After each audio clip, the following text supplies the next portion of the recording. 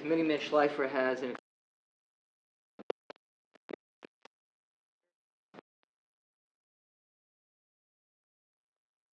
and Mayor Francio.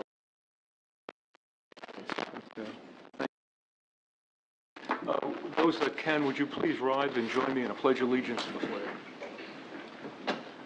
I pledge allegiance to the flag of the United States of America and to the republic for which it stands, one nation, under God, indivisible, with liberty and justice for all.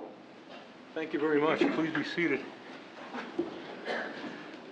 Before we begin tonight's meeting, I think it's only fitting at this time that we have a moment of silence for those that we have lost in both Washington, Pennsylvania, and New York, of thousands of innocent Americans who lost their lives at the hands of fanatics in this world.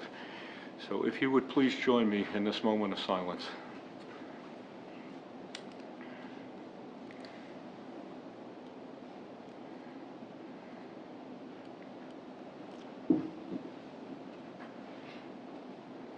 I thank you very much for that.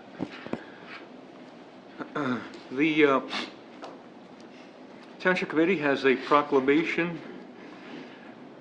at this time, and this proclamation is Morristown Municipal Airport on the occasion of its 70th anniversary, and D&M Airport Limited on the 30th anniversary of the management and operation of the airport. How about that? We kept them in our town all those years, huh? Son of a gun. Joe, do you want to If you want to read offer? All right, I'll offer it. Okay. Okay, this is a proclamation of the Township Committee of the Township of Hanover, congratulating Morristown Municipal Airport on the occasion of its 70th anniversary and upon the 30th anniversary of DM Airport Limited in managing and operating the airport on behalf of the town of Morristown. Whereas Morristown Municipal Airport stands at the crossroads of Morris County as a leading economic pillar in directly contributing to the economic health and vitality of the county and the North Jersey region. And whereas Morristown Municipal Airport, located totally within the boundaries of Hanover Township, began operations in 1942 at the height of World War II. And whereas the airport played a paramount role in serving as a test site and training facility for Bell Laboratories, and was considered to be one of the most desirable airport locations on the East Coast with regard to the defense of the Atlantic seaboard. And whereas in August 1945, at the conclusion of World War II, the federal government turned operations back to the town of Morristown, with the airport becoming a public use facility.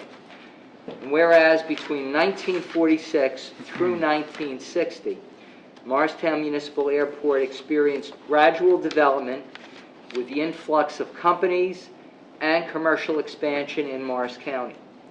However, with increased jet flights and the need to accommodate Fortune 500 companies in the pharmaceuticals, healthcare, and financial industries, the airport underwent rapid growth in the late 1960s and early 1970s, requiring the lengthening of runway 523, reconfiguration of taxiways, construction of an air traffic control tower, and additional hangars.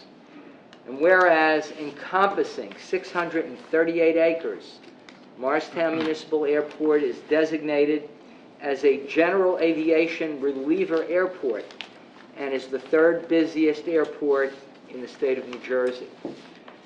And whereas it is important for the public to understand the correlation between the airport and aviation and their economic impact and contributions to the local economy in Morris County, based on a recent economic impact assessment of the airport, Morristown Municipal Airport supports over 1,150 jobs, contributes over $243.6 million to the economic vitality of the region, and pays over $13.3 million in state and local taxes.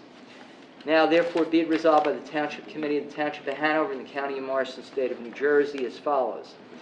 1, as Morristown Municipal Airport celebrates the occasion of its 70th anniversary as an integral general aviation facility in Morris County, and upon the 30th anniversary of DM Airports Limited in managing and operating the airport as of May 1st, 1982, the governing body offers its sincere congratulations and best wishes to the airport and DM Airports Limited as they continue to be an important corporate member of the Hanover Township Committee. Signed, Ronald F. Francioli, Mayor, on behalf of the Township Committee. I have to tell you, we're very proud to be able to present this to the airport. Many of we residents who have been here for numerous years know the issues that we've had with noise abatement and noise problems with the airport. But over the most recent years, and with the organization of the Morris County Airport Advisory Committee that was formed by the county freeholders, we've come together with our sister towns, and we've come together with management people at the airport on a regular basis. And I must tell you, we've managed to do a lot in communicating and a lot in advancing for noise control at that airport. And with some new changes in technology with stage 1, 2, and 3 jets, the quieter stage 3 jets are now in place. The stage 1 jets are going to be obsolete very shortly. So our airport is becoming friendlier every day. So we're happy about that. We really are. So be happy to present that to them next week, Joe, on behalf of the committee. We have a representative here also from the airport tonight. Oh, who's here from the airport? Okay. Well, let's have you come up and accept this resolution. Joe, you want to do a take a photo, right? Okay. Think about the opportunity to find the airport on a couple of occasions.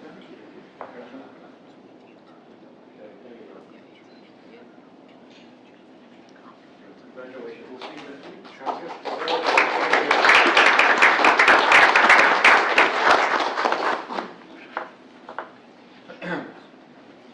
Very good.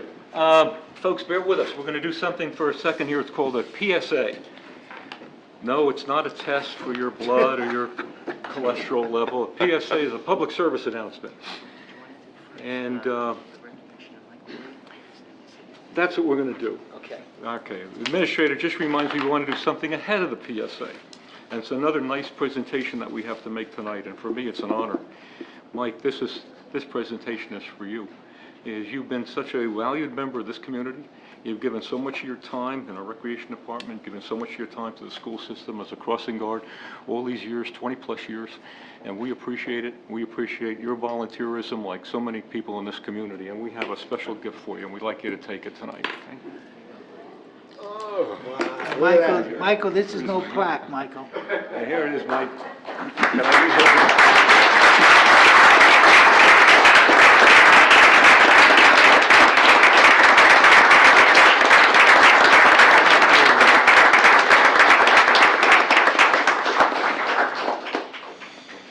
This is great. In gratitude and recognition of your dedication and service to the United States and Hanover Township for the past 20 years. You've done a great job, and you continue. Thank you. And he always finds you a parking space during the concert. Really, it's terrific. Very good.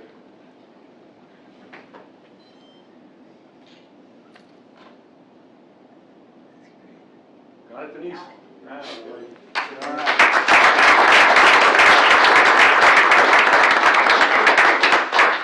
Thank you, everybody. Thank you very much. I accept it for my wife, my family, all my friends, and thank you for coming. You're most welcome. Congratulations. Terrific, Mike. Thank you. Okay. Now we're going to do the PSA. And this is it as follows. And I want to address the residents of our township through the video that we have here of our meetings, and we're going to do a special PSA that is going to appear on our website. And I want to bring to the attention of our community a program that I find most valuable, and I think the rest of the Township Committee does. And we have more and more of our residents signing up for this program ongoing. It's a Nixle program, N-I-X-L-E. I'm going to tell you about it. If you own one of these devices, if you own a cell phone that is capable of receiving text messages, you want this program. And I'm going to tell you a little bit about it. Nixle is a community information service dedicated to helping you stay connected to the information that matters most to you. I'm reading from a release here, but I don't want to eliminate anything. I don't want to forget anything. Depending on your physical location, you can stay connected to our local police department, your children's schools, your local community agencies and organizations, and important information from other locations throughout the county are relevant to you.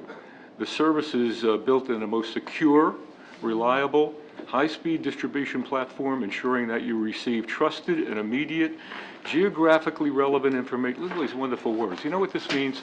This means that if you sign up for this service, and I'm going to tell you how you're going to do it, you will automatically get messages from our police department, from our Board of Health, from our municipal agencies that are relevant to you, that information that is pertinent that you should know right away. For example, my phone went off yesterday and my telephone at home rang for an automated message telling me that flu shots are available this coming Monday at the community center, right? And how to go about it. You want that kind of information. My cell phone also goes off with text messages when there are issues within the township that you should know about, important issues, whether they're issues for your public safety, whether issues concerning other programs or benefits that we want to make you aware of. And for our student population, this Nixle works to alert families on snow days and other days when school may not be available. How do you get there? You go to our website, www.hanovertownship.com, hanovertownship.com, and if you scroll down in our website, you're going to come upon a tag through the hanovertownship.com, which is Hanover Township, New Jersey, .my Nixle Pro. I'm going to spell that, NIXLEPRO.com, Nixle Pro. Once you do that, you'll be directed as to how to sign up. You'll just put in your cell phone number, and once you do, by the way, and you're done and you submit, your cell phone's going to ring. Your cell phone's going to ring and it's going to ask you yes, no. Is this you? Yes. You're done. From that time on, you will begin to receive ongoing messages. And there are two programs. This is a local program. There's also one for the state, but we want you to be aware of the local program. So once again, it's Hanover Township's website, hanovertownship.com. Scroll down to the area that lets you open the Nixle program, follow the simple instructions, and confirm that you got it. It'll ring your phone, and you will then begin to get ongoing messages. So enough of that. Thank you very much for listening. Let's go at this stage, Joseph. Okay. What I'd like to do is a motion from the Township Committee at this juncture to open to the public for any items not appearing on the agenda. So moved. Second. Move in a second. Ladies and gentlemen, the floor is going to be open. We have other items on the agenda which will be open to the public specific to those items on the agenda. But if there's not something on the agenda that you wish to address the committee on right now, you may do so from that podium, giving us your name and address for the record. If anyone would like to address the committee, at this time, once again, we'll open at the end of the meeting as well, so we'll give you every opportunity to address the committee. Seeing none, hearing none. Motion to close? So moved. Moved and seconded. All in favor? Aye. Mr. Administrator. We have the approval of the Township Committee regular meeting of July 26, 2012. May we have a motion for approval? So moved. So moved by Mr. Second. Bruno, seconded by Mr. Faramasca. On roll call, Mr. Faramasca. Aye. Mr. Bruno. Aye. Mr. Capola. Aye. And Mr. Francioli. Aye. And as we proceed, the following department reports are available for public inspection in the Business Administrator's Office. They include the report of the Court Administrator on the disposition of all cases before the Municipal Court for the month of June and also the month of July. The Township's Property Maintenance Officer has submitted a report on all activities conducted by the Property Maintenance Office in the Building Department through the 22nd of August. the Township's Chief Municipal Finance Officer, serving as our tax collector, and Treasurer has also submitted his report as of the 21st of August. And we also have a second report from the Property Maintenance Officer for all activities conducted through the 12th of September. And the Superintendent of Public Works, Buildings and Grounds, and Park Maintenance has submitted his reports on all the activities, projects, and programs performed by the Public Works Department during the month of August. Our township engineer has submitted two letter payment recommendations. The first is a letter payment recommendation to Jomed Contracting Corporation, located in Elizabeth, New Jersey, in the amount of $6,530 for the construction of an asphalt path sidewalk leading into Salem Drive School. And once again, that amount is $6,530. Second letter payment recommendation is for storm inlets and manholes. Bid number 9 to Jomed Contracting Corporation, also in Elizabeth, New Jersey, for various projects on Cross Road, Old Farm Road, Summit Avenue, Fanick Road, Grist Mill Road, Sunset Drive, and Forest Way, based on unit prices based on the lowest competitive bid. Now, ladies and gentlemen, as we proceed to the next order of business, we have public hearing and consideration of adoption of two ordinances this evening. The first is docketed as ordinance number 17-12.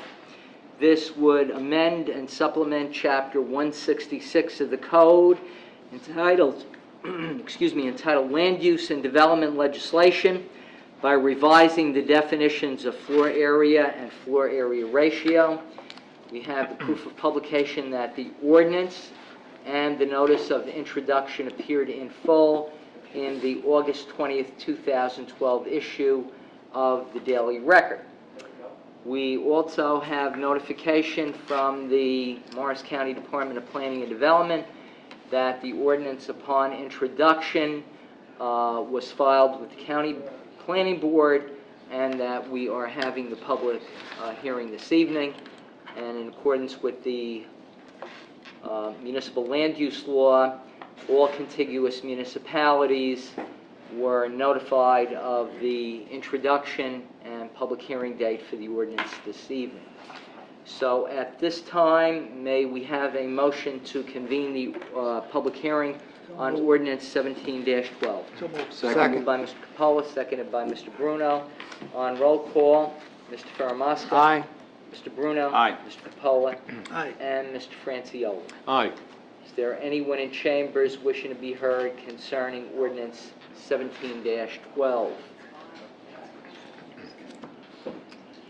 Hearing none, seeing none, may we have a motion to close the public So hearing? moved. So moved by Mr. Ferramasca, seconded by Mr. Capola. On roll call, Mr. Ferramasca. My vote is yes. I think it advances and clarifies planning within the township. Mr. Bruno. Aye. Mr. Capola. Aye. And Mr. Francioli. Aye. Now, before the Township Committee takes a vote on adopting the ordinance, we will read into the record a letter from Robert Nardone, the Vice Chairman of the Planning Board, setting forth the recommendation of the Planning Board. And the letter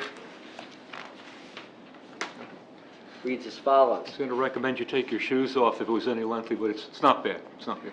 Dear Mr. Giorgio, at its August 14th meeting, the Planning Board reviewed and discussed Ordinance 17-12, which had been referred by the Township Committee as required by the Municipal Land Use Law at NJSA 40:55D-26A, which reads in pertinent part, prior to the adoption of a development regulation, revision, or amendment thereto, the Planning Board shall make and transmit to the governing body, within 35 days after referral, a report including identification of any provisions in the proposed development regulation, revision, or amendment which are inconsistent with the master plan, and recommendations concerning these inconsistencies and any other matters as the board deems appropriate, end quote. Ordinance 17-12 proposes to revise the definitions of floor area and floor area ratio in the Land Use Ordinance, Chapter 166 of the Code. This is merely for purposes of clarification and not as a substantive change in policy. In comparing Ordinance 17-12 with the master plan, the Planning Board has determined that Ordinance 17-12 is not inconsistent with the master plan. The ordinance only clarifies how these requirements are calculated, and the master plan does not contain any recommendations on these definitions or how floor area and floor area ratio are calculated. The board has no additional comments or recommendations on Ordinance 17-12. Thank you for the opportunity to comment on Ordinance 17-12. For the Planning Board, Robert Nardone, Vice Chairman. Do we have any comments from members of the Township Committee at this time? Hearing none, then, on adoption, be it resolved that an ordinance entitled An Ordinance of the Township Committee of the Township of Hanover, amending and supplementing Chapter 166 of the Code of the Township, entitled Land Use and Development Legislation, by revising the definitions of floor area and floor area ratio, be read on title on second hearing, and we've held the public hearing, and that it be passed on final reading, and that a notice of the final passage of the ordinance be published in the September 20th issue of the Morris County Daily Record. At this time, may we have a motion for adoption? So moved. So moved by Mr. Faramasca, Second. seconded by Mr. Capola. On roll call for adoption, Mr. Faramasca, Aye. Mr. Bruno, Aye. Mr. Capola, Aye. and Mr. Franciulli. Aye. So adopted.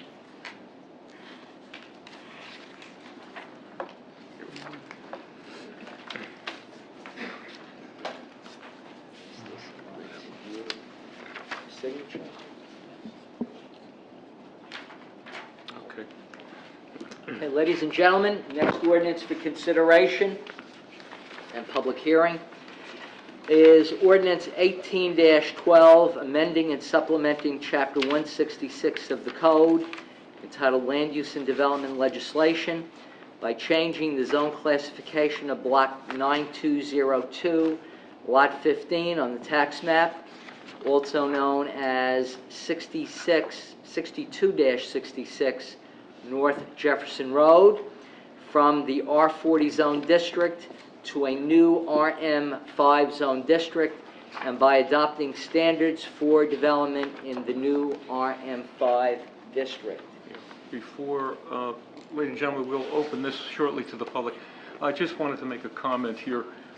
This evening, members of the Township Committee just acknowledged an email that was being circulated on this particular ordinance, and we appreciate the content of the email, but we would like to set the record straight, if you will, on some of the comments that were there.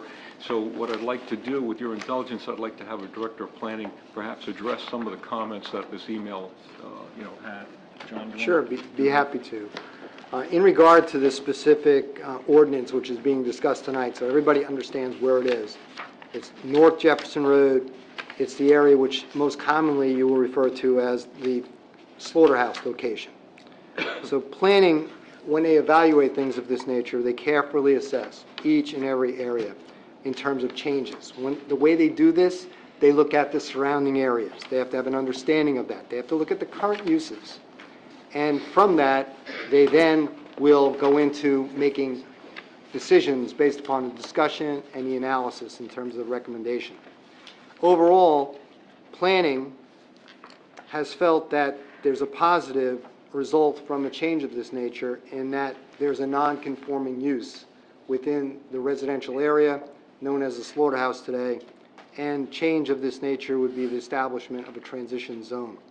With that as a little bit of background, so we're all on the same page as to where we are and what we're talking about, I will then review, from a planning perspective, the commentary that's been provided. It's an anonymous commentary. I don't know who it's from, but I think it's important that for those of you who've received this email, that you understand from a planning standpoint what planning has gone through. This is not an attempt to try to sway anyone in terms of their opinion or feelings, either pro or negative, to this change. The first commentary begins with, what is the developer seeking? The developer is seeking a zone change, I quote, from R40 single-family homes to RM, high-density apartments, condos, townhouses. So that's what the statement. From a planning standpoint, we need to understand what's been proposed to the township is townhomes, okay? Townhomes in an area, there's a total of 4 acres in this area that we're examining as part of this change. That equals, with the potential on 9.2 units per acre. There's a total of 34 units being proposed, so that yields 9.2 per acre. Now, the question is 9.2 per acre high density when you're looking at RM? Well, if you go and you look and you evaluate, that's probably some of the lowest RM within Morris County. So it's not a high density situation, so we need to have an appreciation for the density level. The next point made and concern expressed would, should this zone change be successful, there are no guarantees as to what type of units will be built. From a planning standpoint, I can tell you, having been on planning for over 15 years, that that statement is not true, in that the planning board will go through a site plan review. There's already been plans, and they're on file already with the township planner as to the nature of what this area would look like, and there are specific standards that must be adhered to. As we go through this change, it's not up to this developer now to say, well, I'm going to do this or I'm going to do that. So that's an important point. We just need to get the facts out on the table. We can assess the facts how we feel. The next statement is, what does this new zone allow in terms of height of structures? To top out at 40 feet high, higher than any building in Hanover Township. Well, what's been proposed to us, and keep in mind, the average house in Hanover Township, the top of the roof line at the average house is 35 feet. Hold that number, 35 feet. The top of the structure in the concept that's been proposed is 41 feet. It consists of the following. On the ground, there's a garage, and there's 2 living floors. At the top of the living floors of this proposed concept, it comes in at around 28 to 29 feet. Don't hold me on the 6 inches either way. The top ceiling is 29 feet. The window level, which this is the key to understand in terms of impact, in terms of proximity to adjacent properties, is at 23 feet. Okay. Preliminary plans show deficiencies with regard to emergency sanitation, delivery, or maintenance vehicles to maneuver. I can guarantee you this, nothing would get through planning if it did not meet the specifications. All of the various administrative groups within Hanover Township must clear approval. So if this were to be approved, and I don't know whether it's going to be approved or not, and it got into planning through site plan review, what has to happen is that the plans, which are very detailed ones, go to the various groups, such as the police department, such as the fire department, such as emergency services, such as the sewage authority. Each of these professional groups assess to make assurances that the conditions wherever anything is built within Hanover Township is safe. That's the fundamental responsibility of a planning board, to assure safety. So I can assure you that we take safety very seriously. The next point elaborates upon the proposed units, I quote, are 2 and 3 bedroom units with 2 garages for each unit. Based on average family, this does not allow enough parking. Okay, that's the statement. The fact of the situation is you could never build something within Hanover Township that does not have ample amount of parking for what's being constructed. Each of these units will have garages, And in addition to the garages, there will be aprons. There is no on-street parking overnight in Hanover Township. So that's from a fact standpoint. It's important that we separate the fact from our emotion with this issue. The next issue cited is there's 34 proposed units. That's correct. And these 34 units could produce 102 or more vehicles. Well, it's hard to imagine to get that many vehicles, but I can only tell you from a yield standpoint, from traffic, from an engineering study, what would happen if this were built. On average, you would have what's called peak trips during the rush hour period. So like think of in the morning between 7:30 and 8:30, the amount of trips that would be yielded would be 24. And this is statistically proven. It would be one trip coming out of that facility every 2.5 minutes. So that gives us an understanding as to how much traffic generation would be done during peak. The next statement is there are no areas allowed for recreational use. That's true. There are none. This is consistent with the townhomes and most of our homes within Hanover Township. We unfortunately don't have enough land to make that a reality. If we could, we'd ask for it. The next statement is the best use of this property is for single-family homes and would still return a reasonable profit to the developer.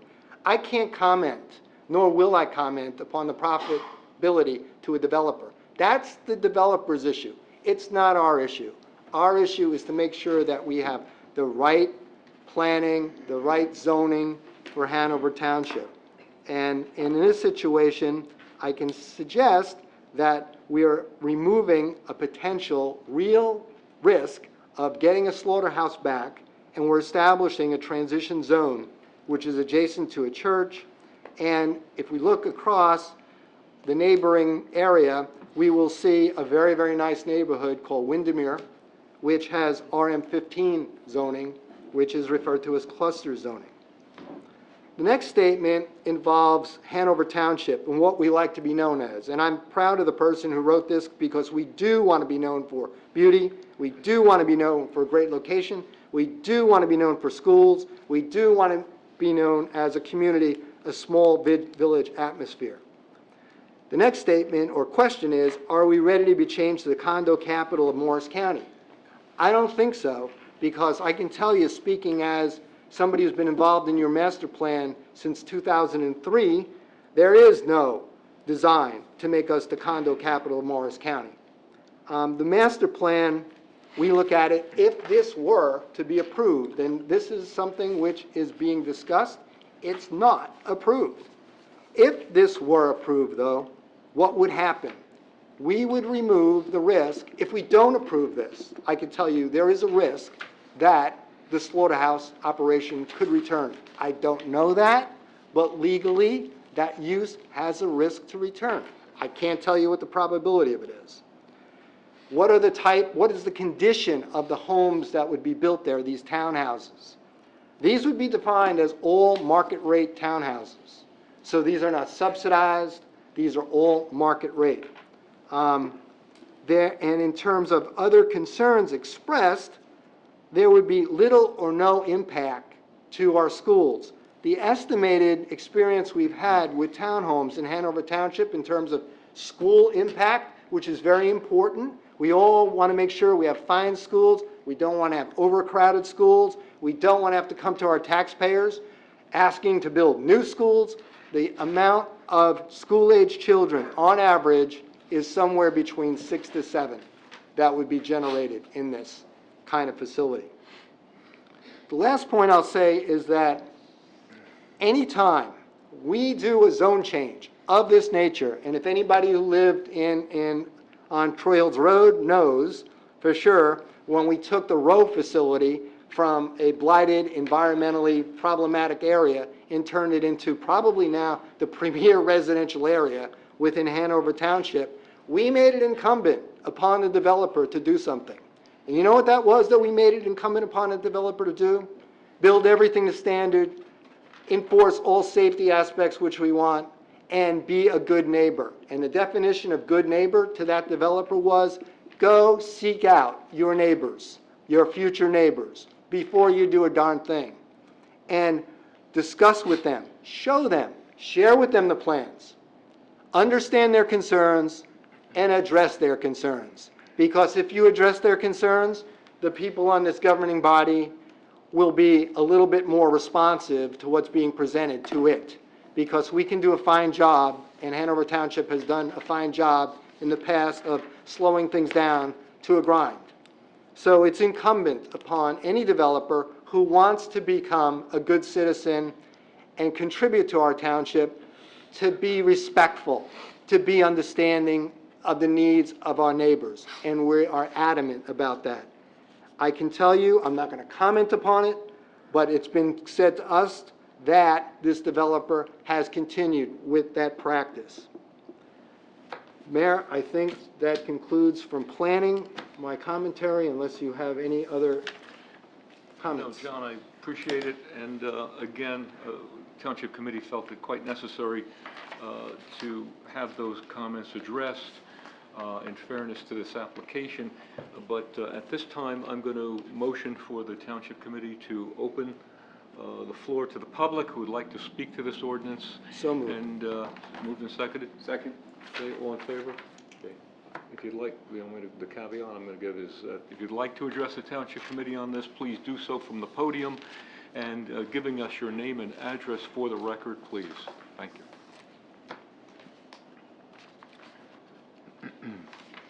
Father Roman.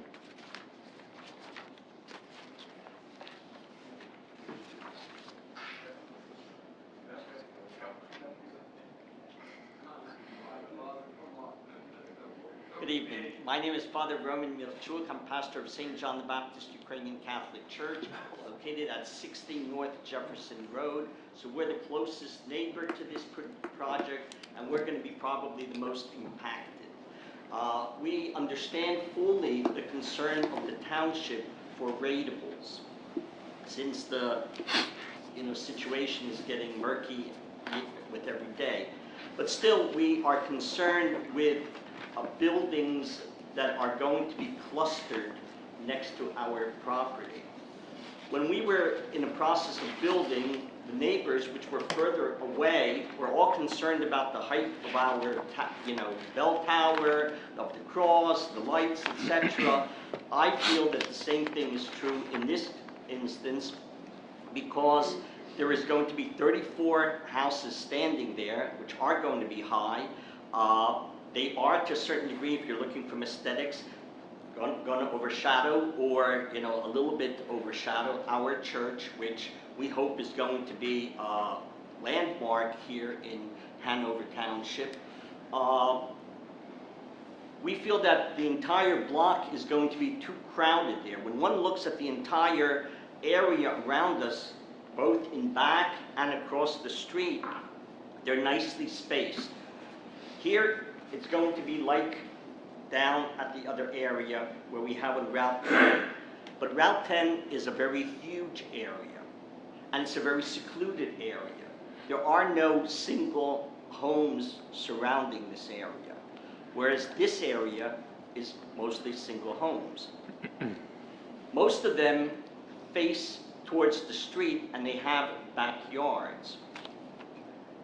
These townhouses, if they're going to be facing inward, their backyards are going to be adjacent to our property.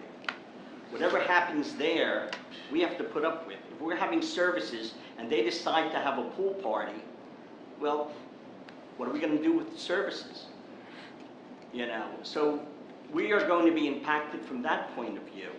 And I personally is, because I live there and I have to go out and look at these things too. Secondly, with children. Of course, our center is geared for children, but we have problems with neighborhood children because they seem to feel that our property is public property, and they come out and they skateboard, etc., which is a high insurance risk. If you're going to have children on this property with no recreation area, they are naturally simply going to go onto our area, our parking lot, and, do whatever they have to do. I doubt that they are going to take the effort to go to this beautiful recreation area that you have constructed right across from our town hall. So we're concerned about that also. We are presently constructing the church. We have services, we have a bell tower, we have singing, etc. No neighbors, no complaints. A few neighbors, a few possible complaints. Many neighbors, many possible complaints. We already have, a certain neighbor that is always complaining about things happening at the center. We don't need down the line, neighbors complaining, whether it's about events happening at the church on Sunday morning, and we have services at 8:45, I remember I was pastor in Bayonne. We had a service Easter Sunday at 8 o'clock in the morning. The guy opened the window and shouted at us, "Hey, cut the noise out." We don't need that in our own backyard. We've been here for 95 years, and, we'd like to continue to be here and to be respected. Also, with the events going on at the hall, we don't need more complaints, etc. When there's 3 or 4 families that are further away from us, it isn't that bad. But when it's going to be 34 units standing there, 20 feet, from my understanding, from the property line, I might be wrong on that, misread the whatever it is. Site plan. Yes, but still, it's very close, to everything. We simply feel that it is going to lessen the effect of our hall, of our church especially, and of the property. Not that it's going to chase people away, our people are going to come, but simply, it's not going to look as beautiful as it looks now. I think also that saying that there's a possibility of the slaughterhouse return is kind of frightening us into trying to agree, to something like that. And I think if they're going to be good neighbors, they know that in the area to put up a slaughterhouse would only provoke people. Therefore, I don't really think that that would be a real threat. And I think it's in their interest and their good neighborly policy to try to keep the place as beautiful as possible. Put up single-family homes, which will certainly make the area nice. They can put up, wonderful ones like they put in back of our property and everything like that, and it will simply enhance the beauty of the entire area. Thank you. Thank you, Father. Appreciate the comment.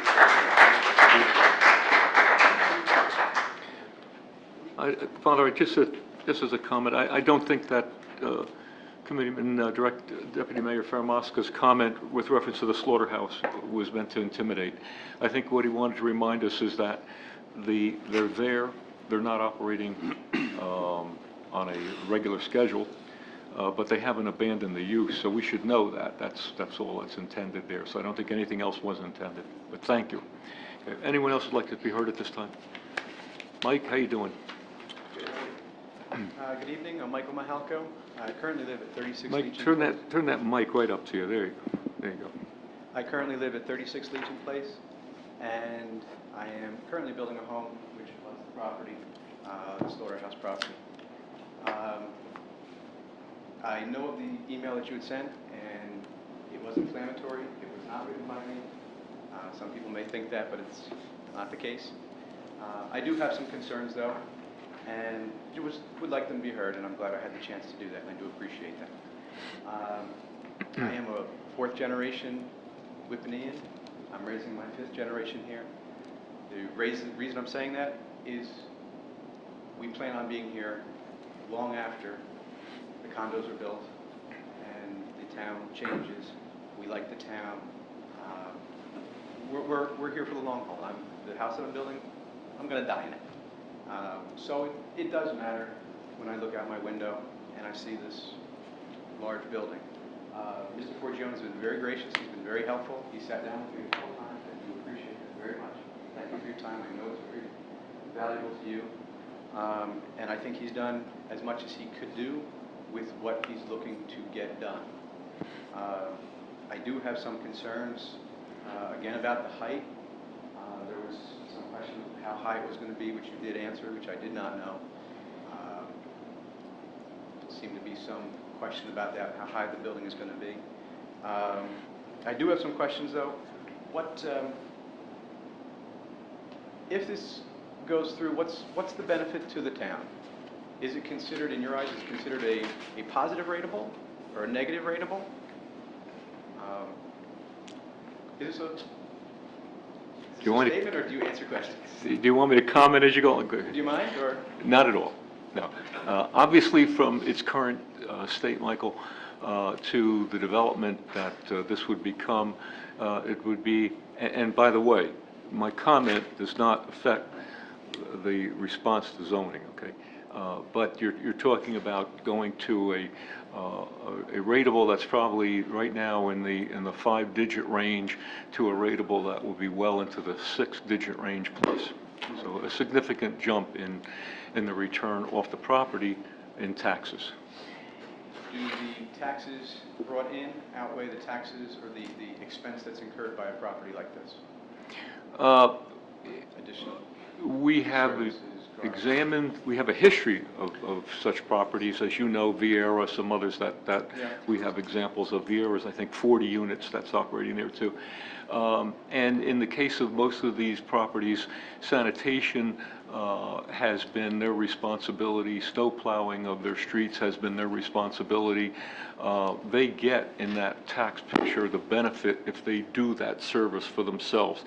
As far as police protection, public safety, fire, et cetera, is concerned, I can't honestly point to any significant record of issues of public safety issues in these areas.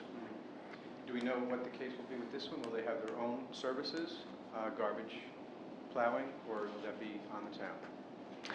Or do we not know yet? The individual units, how would they handle their own plowing? Is that what you mean? Or? Yeah.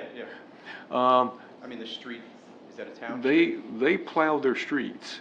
Now, unless we come to some other, and by the way, the township enters into other contractual arrangements with these condominium establishments, such as we did with Grande, where we can plow the streets, but then if you plow the streets, they plow the streets, the association, et cetera, they get the tax benefit. Gotcha. In my discussions with Mr. Forgione, he has said a lot of things, and it was under his direction to get some of the things discussed in writing. When does that process happen? Is that now? Is that down the road? We're talking about berms and trees. Yeah, and you've got fences two processes here, Michael, that you're looking at. And this first one is, and even the height requirement that you heard here sets the ordinance, sets the land use ordinance. Right. It doesn't approve the site plan. It doesn't set the standards for the site. It doesn't set the site plan.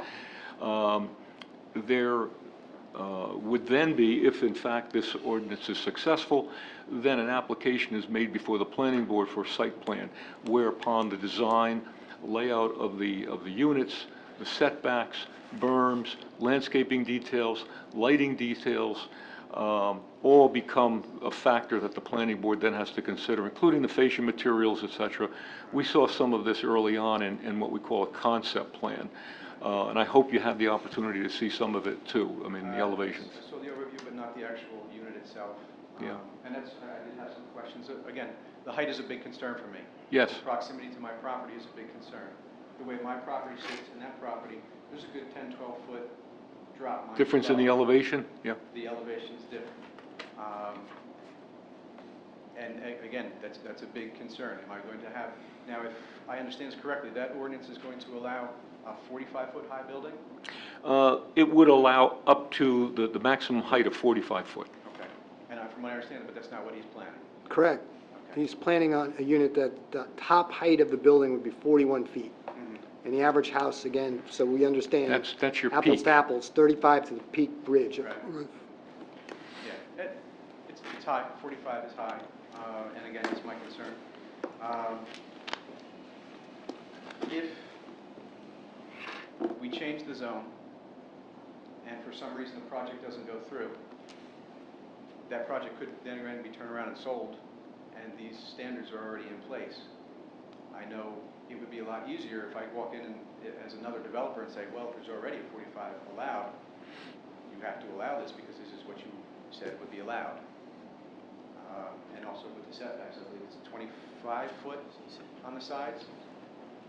What's the setback on the side? The zone is 40 foot setback? And give this to Blaze.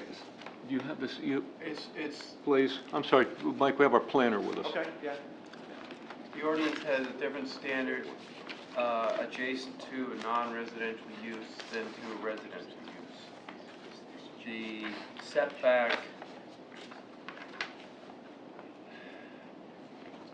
40 feet from a residential property or a vacant property and 25 feet from a non-residential property. So Okay. 25 feet from the church, 40 feet from all other property owners. Okay. So again, so what happens to that situation? We're back to the mercy of the planning board. If again, this situation doesn't go through, we're back to, a 45-foot building could come in.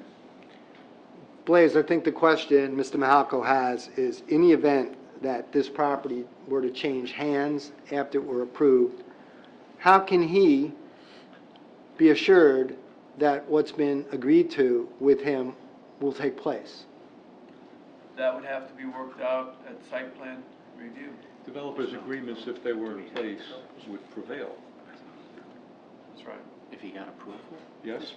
Well, when you say developers' agreements, in the strict sense of the word, it's something that happened as a condition of site plan approval. Well, because these standards are here, Standards control. does not mean that the developer and the planning board can't agree to more stringent standard. That's right. These are worst case. And those could be incorporated in the planning board approvals, which find their way into the developer's agreement, which stays with the property. Right, and that's all part of the So, site plan so process. whatever ultimately, Michael, is agreed upon and goes into the developer's agreement is a brand to that property. That's it.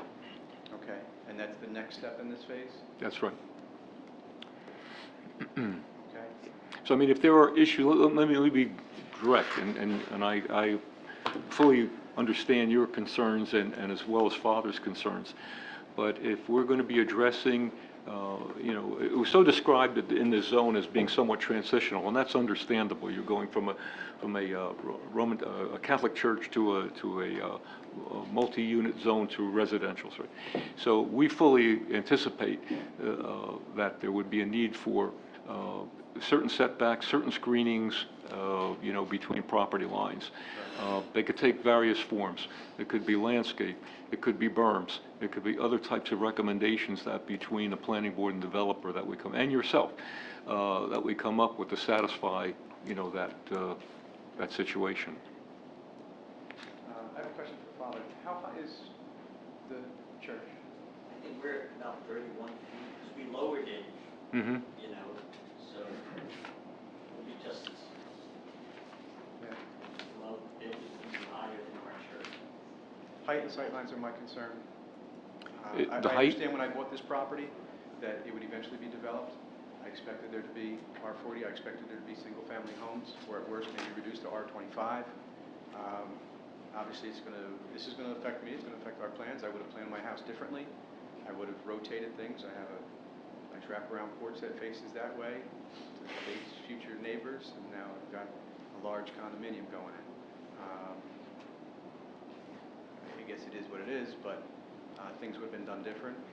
The value of my property is affected. I don't know whether good or bad. If a slaughterhouse went in, obviously, that would be even worse. But I understand what you're saying.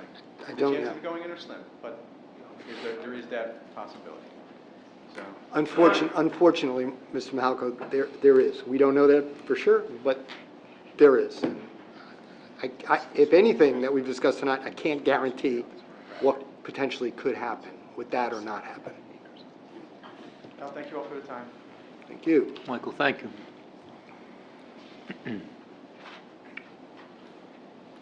Good evening. My name is Mike Perdue, and I live at 68 North Jefferson Road. All due respect to the good father over there, I think my property is a little closer to the site.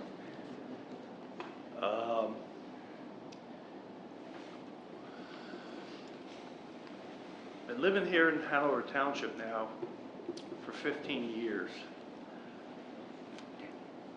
I could stand here all night, I guess, and make my arguments to try to convince the committee to vote this proposal down.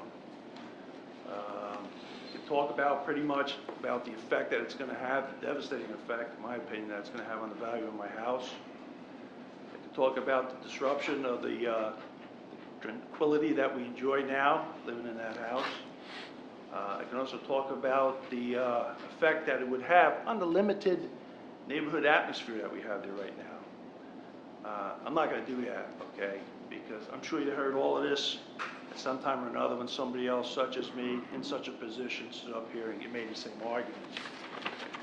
I'm basically just going to stand here and simply ask the committee to vote no. I'm going to ask you to do that for two people, just my wife and myself, okay?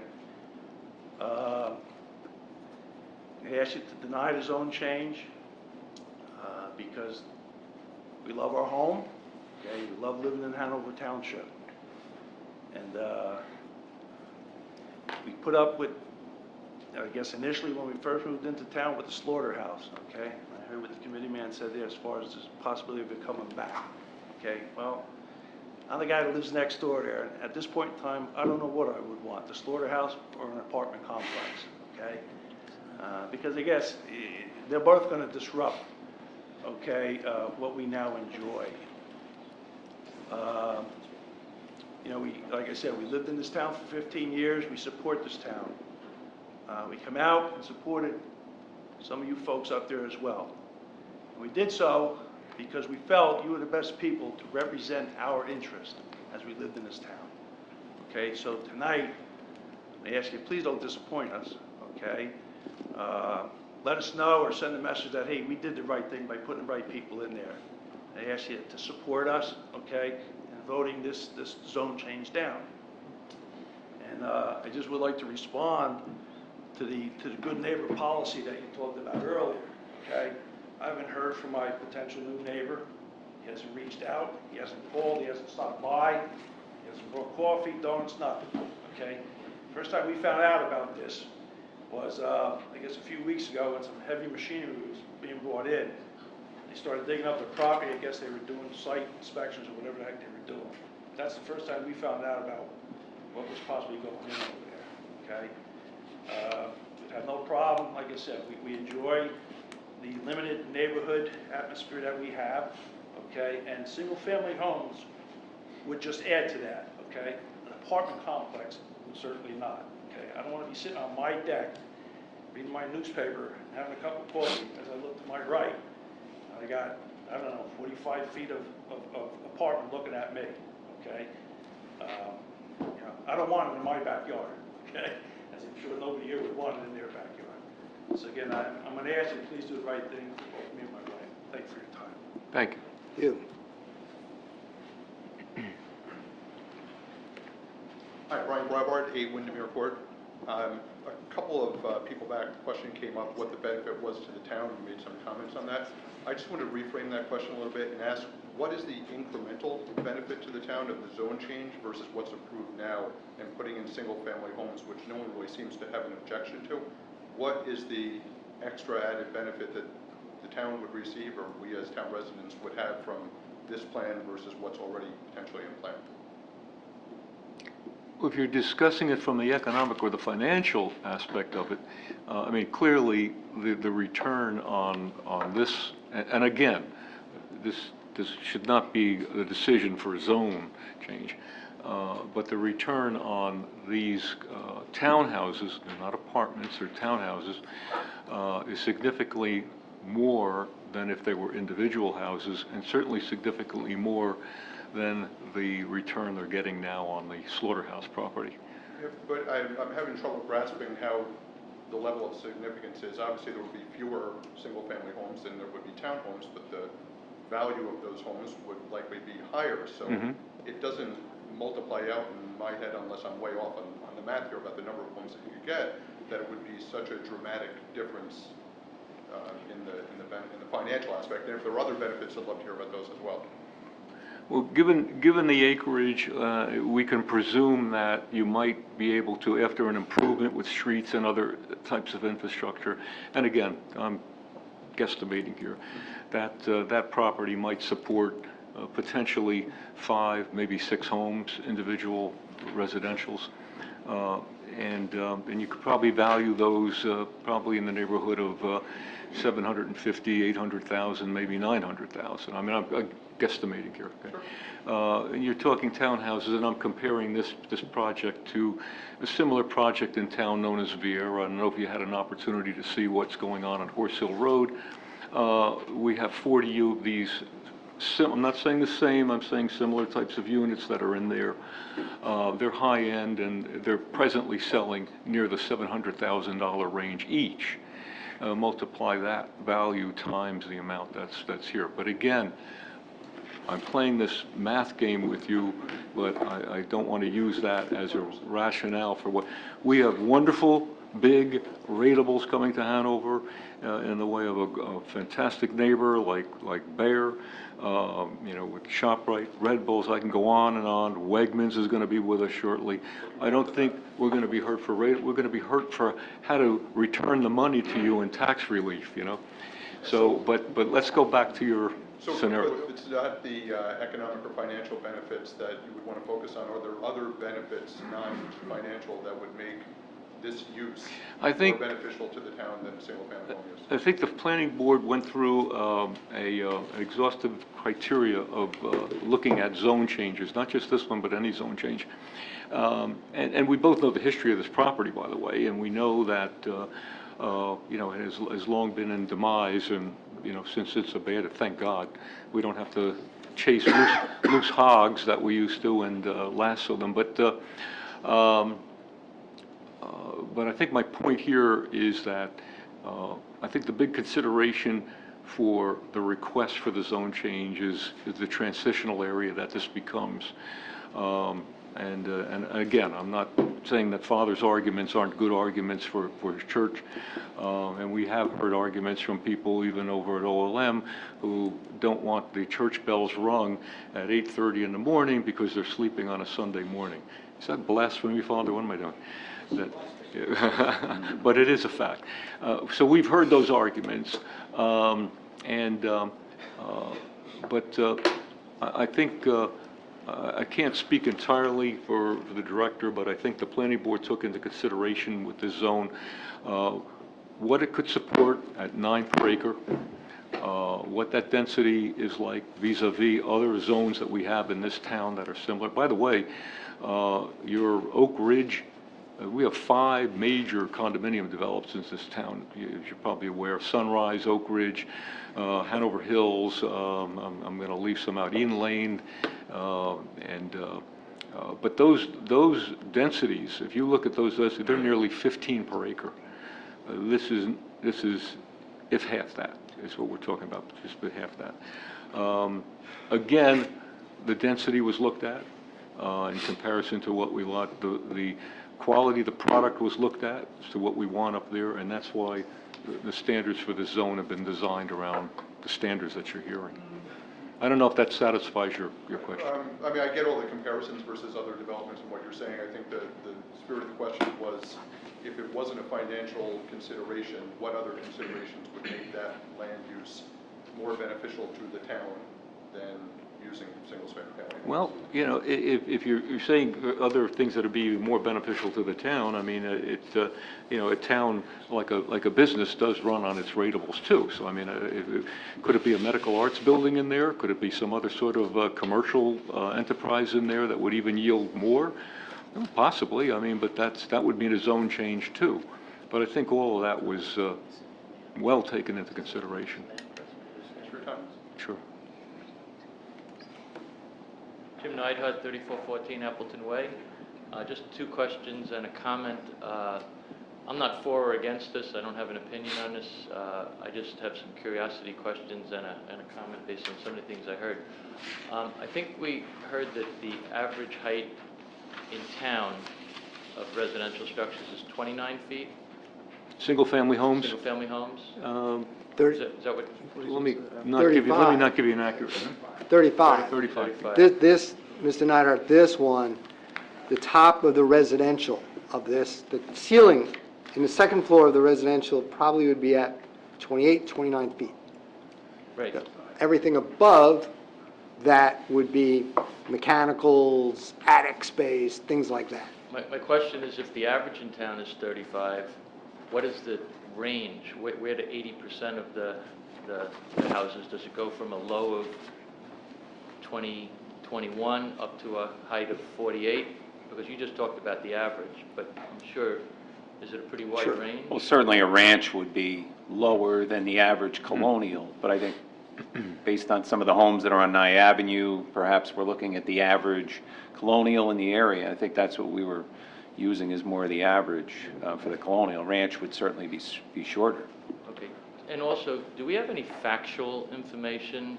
I know the common understanding or belief is that homes that are next to condominiums or townhouses greatly depreciate in value when they go in. But do we have any factual information on the property values surrounding townhouses and condominiums?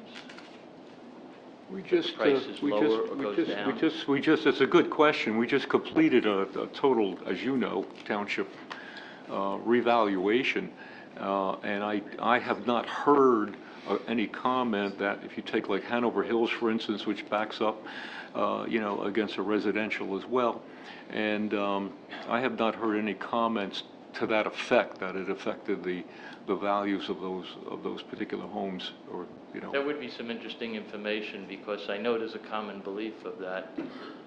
The comment I wanted to make is that I lived in town for 27 years, living in a small ranch, quiet part of town, not too far from this particular proposed development. And I had that belief about, those people in the condos and all that, and all the traffic and all the noise and the different behaviors of people that live in the condos. And for the last 5 years, I have lived in a condo, the Eden Lane condo, which is a combination of traditional condos and townhomes, and we even have some moderate income places, homes in there. And I have to say, and I'm around a lot during the day, weekends and the like, it's as quiet as the ranch area that I lived in around the corner from Nye Avenue. People work, a lot of single folks in there, and they're not home very much, and there's not a lot of children. So I haven't seen a difference in tranquility. Now, I can't say for the type of people that will move into this particular unit. I don't know exactly what the density is. The density where I live is pretty high. Mm-hmm. But I was shocked and amazed, because I had that, that cave person mentality of citizens against virtually everything that, you don't know about. And when I actually moved into the condos, I was pleasantly surprised. I guess if I were a member of the church or part of the church leadership, or Mr. Mahalko or Mr. Pierce, and I lived right next to there, I'd probably have a concern. Mm-hmm. So I don't know what's right or wrong in this area. I just wanted to offer that commentary. Perhaps drive through some of the condo developments in town, and just go through on Saturday afternoon or one of the days during the week, and you might be pleasantly surprised. So that's all. Thank you. Thank you. I don't think the planning board or the township committee, for that matter, in any time there's a development in an area, whether it's a consistent zone or whether it's a zone change, et cetera, can ignore the fact that it's going to impact or affect neighbors to each side of them. I don't think we ignore that, and I think that's a very strong consideration in the planning process when we finally decide to go forward. Should we go forward, that buffers and like berms. We've used some of these. Father, we erected a berm in front of the church, as you know, back in the approval cycle of the St. John's Ukrainian Church. And at that time, the hue and cry was that, you know, people were very concerned about what they're going to see. My God, a church, you know. And it's, by the way, thank you, it's turning out to be a beautiful church. Construction is going along very well. So my point here is that the planning board has a lot of latitude in what they can impose upon the developer in this matter, and will probably do so should they go forward. So I just want that known, that it's not over because there's a zone, you know. It's the beginning. Gentleman here. Thanks, my name's Dave Doyle. I live at 72 North Jefferson Road, so I'm just a stone's throw away as well. Looking to my left, and this is what I'm going to see. Let me preface my comments by saying I don't have anything against townhomes inherently, or the people that live in them. One day the kids will fly the coop. I'll be tired of raking leaves and shoveling snow, and I'll probably look for a townhouse myself. So, but I came to Whippany because I liked the rural feel, the single-family homes. It's a great community. And I can honestly say that I wouldn't have purchased my home if it was next to a townhouse complex. I just wouldn't have. We talk numbers all the time, and you know, we use numbers to make people feel comfortable. We talked about the 2.3 cars, you know, or the 23 cars every 2.7 seconds, or 41 feet, 45 feet. These are all nebulous numbers. I've been a police officer for 19 years. So we tell the public we had 2 burglaries last month and only 1 this month, so we had a 50% decrease due to the valiant efforts of the police department, because numbers sound good to people. But the bottom line is you still had a burglary. When I look to my left, I'm still going to see this townhouse. It doesn't matter whether it's 41 feet, 45 feet. It's the aesthetics. It will, in fact, change the way the road looks.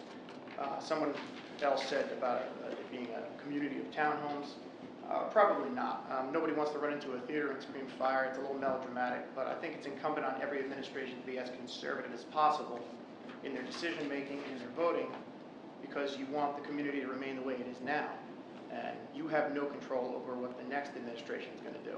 They may decide to put 2 more townhouse areas, but the next commercial building that comes down.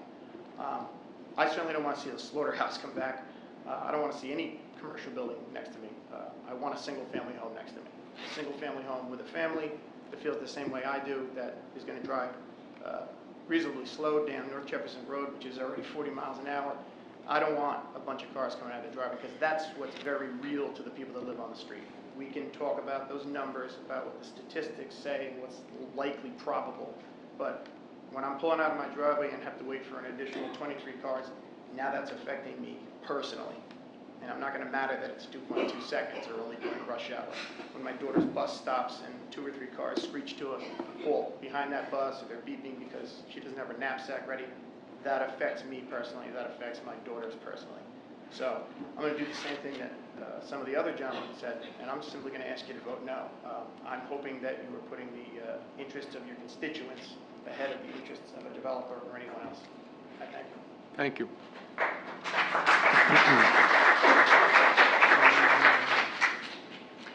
Is anyone else would like to be heard at this time? Christopher Lito. I live at 135 Park Avenue in Whippany. I also would like you to vote no for this because we have 2 more projects going on in town, and I don't particularly see the need for a third. We've had a couple of gentlemen get up, we've had a man of God get up, who are going to stay in this town long after this builder is gone. And I think our voice should be heard maybe a little bit louder. We don't want this project. You talked about an additional 2 minutes in the morning. It takes me a good 2 minutes to get out of my driveway, and I have 2 entrances, and they both get blocked every morning. And I have to sit there and endure a dirty look while I'm trying to get out and go to work. I've seen buses stop for my children and have cars blow right around the bus. We don't need an additional 23 cars per 2 minutes or whatever your figures were. You've talked about a ceiling being 28 feet. That's good. Are you not allowing any room for an attic? An attic is probably a good 10, 12 feet above the ceiling. there's your 40 feet. So please don't minimize your 28 feet when you use it. You've asked about the slaughterhouse coming in, and it was highly likely that the slaughterhouse would come in. That's your words, highly likely. I'm sorry, I did not submit that highly likely. Okay, It's potential. I- It could happen. Okay, So I- please, I try to be very factual in assessing a situation. I am too, This and I is real. These people's lives are being affected. I understand that. I understand that. I could have swore I heard highly likely. I apologize. I think it's highly likely that we're going to be in this town a lot longer than this builder will be. And I think it's highly likely that I want to raise my kids here. And, you know, growing up in town, I talked to people that have come into this town, and I said, you know, growing up, we couldn't wait to get out because there was nothing to do growing up. And as soon as we got out, we wanted to get the hell back in because we knew how good we had it. That's how my kids feel. That's how I feel. And I don't think putting up a building that's 45 feet tall is in the best interest of me and my other taxpayers and my kids. Please vote no. Thank you.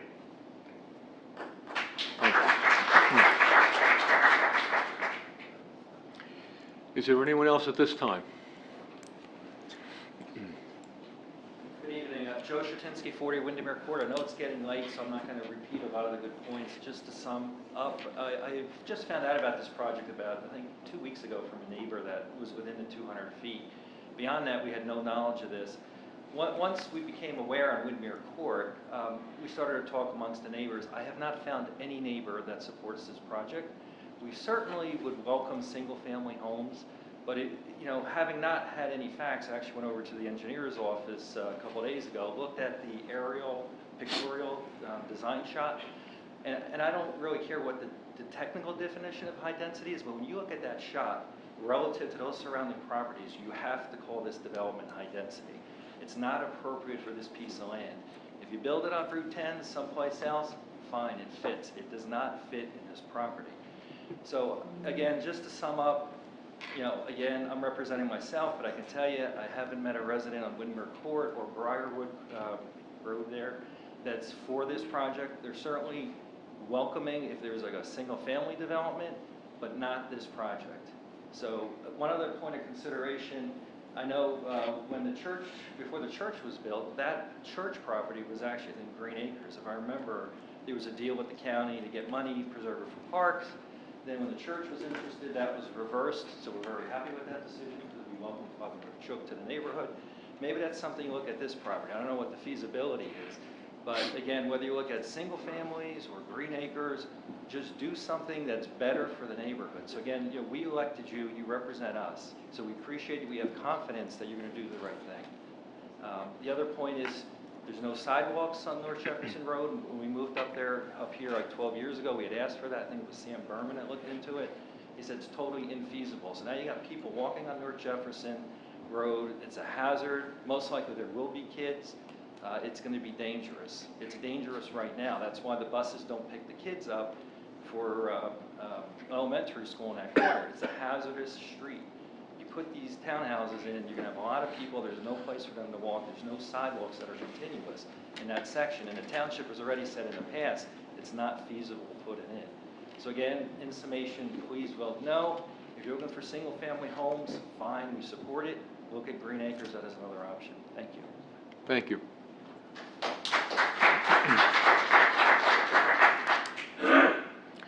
I'll just hold the floor open. Daniel, go ahead. Dan Mahalko, 102 Vista Drive. How you doing? In the resolutions, it brings up that I was being asked to leave the Environmental Commission due to non-attendance.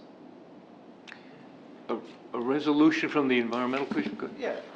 But Mayor, this is a public hearing on just the ordinance, though. Oh, sorry. Oh, okay. Yeah. Dan, The record would reflect. It's got to be. Well, then on that note, my wife and I are looking to buy a home here in town. One of the things that we said is absolutely not would I spend $500,000 on a home next to townhouses. That's that many more eyes that are going to be looking at you when you sit on your back porch or when you go out your front door. I'm against townhomes. I don't think they make for suburbia. I don't think they fit in suburbia. Suburbia is single-family homes to me. Has nothing to do with condominiums or townhomes. Thanks. Thanks, Dan.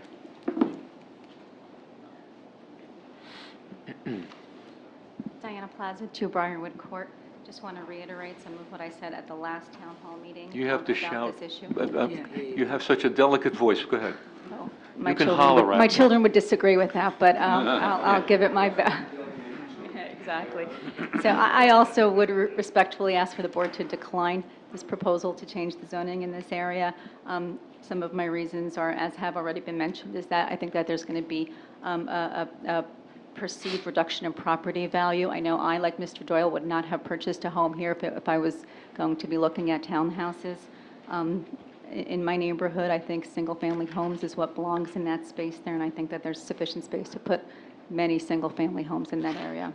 I also think that the assessment about the traffic is probably underestimated. I know because I have to travel down North Jefferson Road to get to my home when there's an issue on Route 10, a traffic issue or a traffic light issue, that the congestion on that street is unbearable, and it can take you a half hour to get from Route 10 to Parsippany Road in some instances.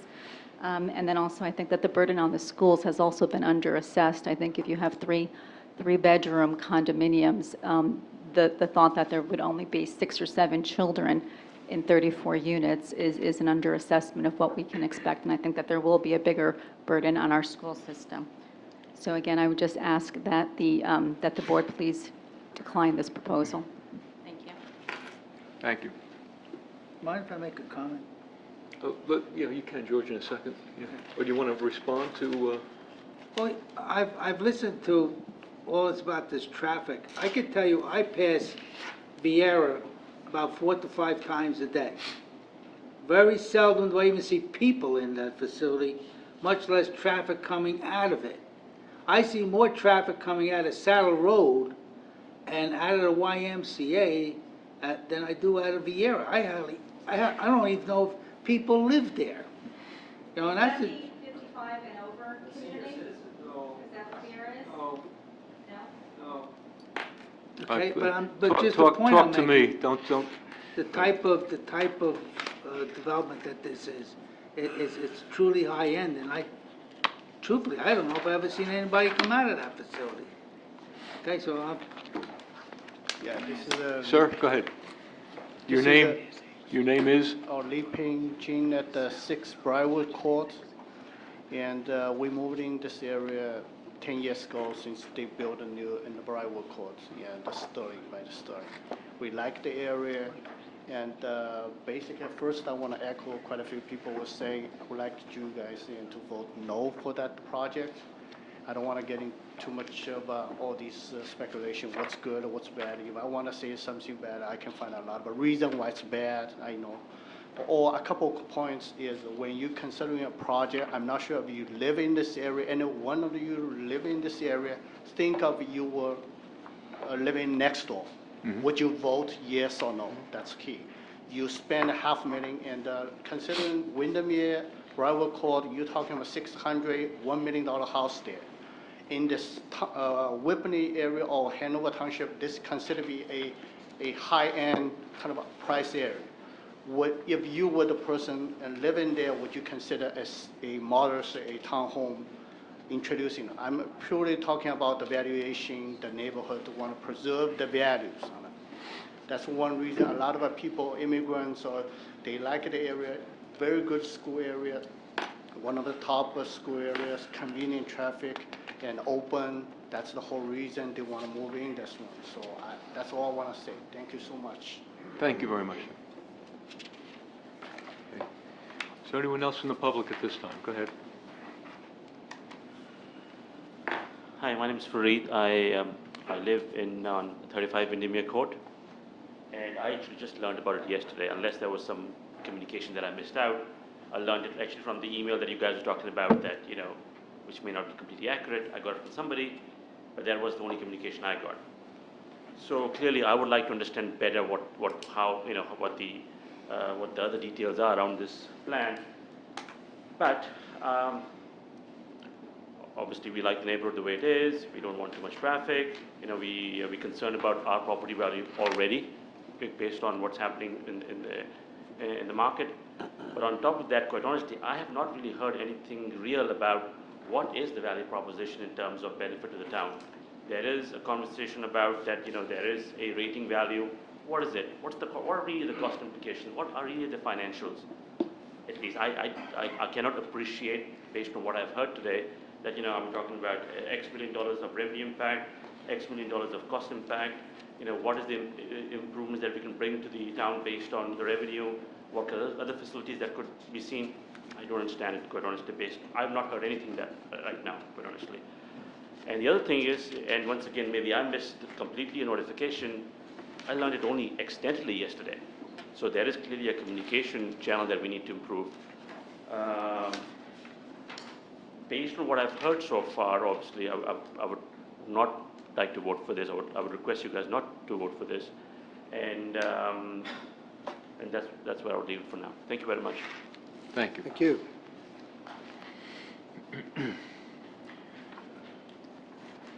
Go ahead, sir. Hi, I'm Bhupesh Mistry. I'm at 9 Briarwood Court. I just recently moved in there. I just wanted to say we're a resident just within the year in this area. The reason why we moved over here was because it's a nice rural area. That's what we were looking for. And that was pretty much our main reason why we actually purchased the property in the Whippany area. The school system's great. We like it. I would just like you to... Can you speak a little louder in that Okay, microphone? sorry. You're Okay, getting fading, but go ahead. Okay. It's got to get all the way up here to these guys. Okay. I mean, basically, I don't have There you any go. objections right now, but I would prefer... The reason why we moved into this area was because it was rural. We really liked the way it looked. And to have another townhouse community near us, we would probably not have moved in the area if we saw that. So I just wanted to make that point. Thank you. I'll hold the floor open for a moment. Anyone else like to address the committee at this time? Hearing none. Motion to close? So moved. Second. Okay. All in favor? Aye. Aye. Okay. Gentlemen, any discussion or what's your pleasure? I would like to have the developer provide commentary as well prior to the committee evaluating. Our good neighbors have come out, they've voiced their concerns, they've expressed their concerns, and I would like to hear thoughts from the developer as to whether he can address any of these concerns prior to the committee deliberating. Mr. Forgione, did you hear that? No. Mr. Fairmouth is asking you to comment. Look, by way of background, I started in this town in 1984 as an engineer. Can I grab this for a moment? You certainly, yes, you could talk to the gentleman back there, or you could talk to me, whatever you prefer, but So, choose one side or the other. Okay. By way of background, I started in town. Speak into the mic, I can't hear you. As an engineer. We were the consultant for the Township of Hanover. My first home was built in Hanover, and I've been developing in Hanover since 1994. Pretty much some of the people that have been up here. Can't hear you, Joe. Most of you that have been up here, I built your homes. I built Speaking. Windermere, I built Briarwood, I built the development behind the development here off of Nye Avenue Extension. I built what everyone talks about, the beautiful park that's built across the street from the town hall. I built that, and we're proud of it. So when most people say we'll be here longer than the developer will be here, I'm here for a long time. I still have many assets in town, which I will continue to own and develop. I have been building in people's backyards since 1995. I have. And so when you laugh, but when you take a job that I built on Troy Hills Road, took a contaminated site, invested north of $8 million to clean up the property, and we built homes. We took an old industrial building, built homes, had the town, had the vision to increase the density to allow those homes to be built. that job would never come to fruition. And we're happy to say we're on our last section, and we're building homes in the $700,000 to $800,000 range in the worst of times. For you, Mr. Lipinski, I'm sorry, I remember building your home, and I remember you saying to me, why can't you buy that slaughterhouse? It's the worst thing I've ever seen. I will tell you how I got to this property. It doesn't matter who told me, but one of your neighbors said, go buy the slaughterhouse. There's a for sale sign. We can finally get rid of it. Build whatever you want. Finally get rid of it. What most of you don't know, and I believe you live Nye Avenue Extension? Oh, you're in Briarwood. Nye Avenue Extension, when you take Nye Avenue Extension, the homes I built on Nye Avenue, the church property, the meatpacking plant, and the home where your home's being built on, Mike. At one time, we had a plan that the town supported for north of 80 homes, okay? And we were not able to buy it because the slaughterhouse wouldn't sell, okay? So now you have a church, and you still have the ability, as much as you want to say it's not a threat, but will they slaughter animals here? No. Is there a potential of packing the meat here? There is, okay? Also, you should know that when your development is not R15, it's R10, when we were proposing that to be built, there was an outcry, and they said that was going to become a get-up. Right, Lenny? It was going to become a get-up, right? And why are we going to build these small homes? Because it's going to become a get-up. It's probably the nicest development in town, one of the nicest developments in town. And with the vision of some of the people that still sit on the township committee, we clustered the property, and you enjoy a Class A soccer field, which I built. Thank God Sam Berman's gone, because that thing was incredibly expensive to build. So I've been building in people's backyards since 1995. Michael, I've gone out of my way to meet with you. One of the things that we've done is we've made the buildings 4 foot less, 4 foot shallower to accommodate you. We've relocated the 6-unit building and the 4-unit building to accommodate more open space. We've held the far right property line so that you can enjoy 58 feet to the property line and 167 feet from the nearest building to your home, and that's only if they accept the 10-foot option, which could be 178 feet from your home. Sir, I apologize for not reaching out to you. You are along the common line. But one of the things I want to show you in this aerial is that the effect of the townhome on your home is going to be less than the existing home is today. So, ma'am. Counsel, is that an exhibit for? There's the existing home. Yeah. Here's what the townhome's going to be. What we'd like to do then is we should keep a copy of whatever he's We showing, need a that copy. exhibit, yes. Yeah. Whatever he shows. Mr. Forgione, we need a copy up here. Oh, I'm sorry. After, no, you can please, use it. please use this. We have to. We want a copy We for our have to have a records. copy, whatever you do. Thank you. This Jane that I'm speaking with, he lives here, he lives in the homes. They know the location, we should just explain. Where do you live?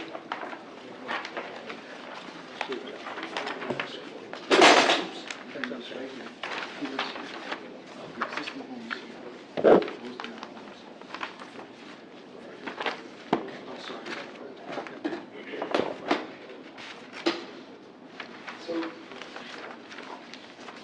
So the point I'm trying to make is that I apologize for not reaching out to the adjacent neighbors or the church.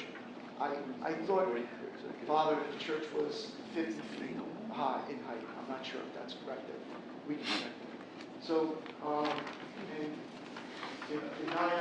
so the point I'm trying to make is that I'm sensitive to your concerns. If I can do something that might go to the ridge level, I will work with you. No different than Mike pushing units away. I'm sorry, no different than Mike pulling the units further away, saving the oak tree. We talked about, Father, with your permission, maybe when we come in with a landscaping plan, instead of putting all the landscaping on our side, if we were able to work and install some shrubs along the common line, like I asked Mike to do, maybe that would help. So we would be willing to work with you. We've done it before, and like I said, we've been doing it since 1995. That's my pitch. If there's any questions you need my card, you want to get in touch with me, I'm available. My office is located in Seton Hall, New Jersey, right on Horse Hill Road. And I am also developing in Tiara, Sterling Park. Development of Mount Pleasant Avenue as well. So we have a history of working well with adjacent neighbors, and we will continue to work well with them. Thank you. Any questions? Yes, sir. I built your home. Yes, sir. But as far as your plan based on this one, what's the square footage of the house? I'm considering along with the variation, the whole thing. And sounds like it is a small area, you the 30, 40 units that's part of it. What's the plan for the square footage? The square footage of units will average about 2450 a unit. 2,450 square feet. They'll start just under 5 and they'll approach even higher, over $500,000. They're approximately the same square footage of the units, the homes in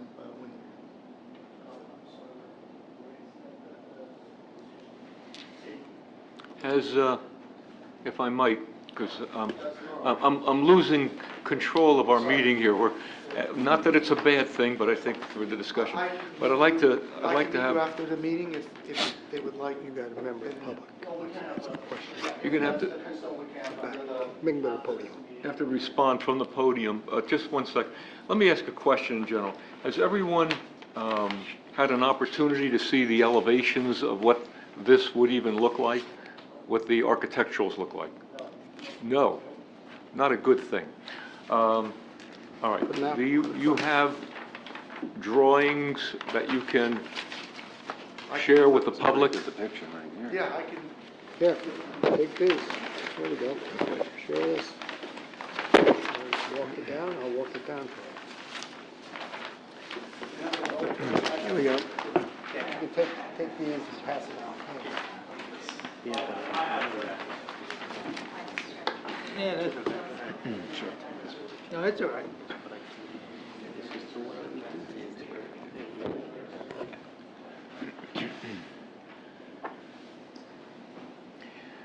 Okay, now, all right. Mr. Forgiano, can I ask one question, please? There's been several residents who have come forward and said we would have no problem if the developer was proposing single-family homes.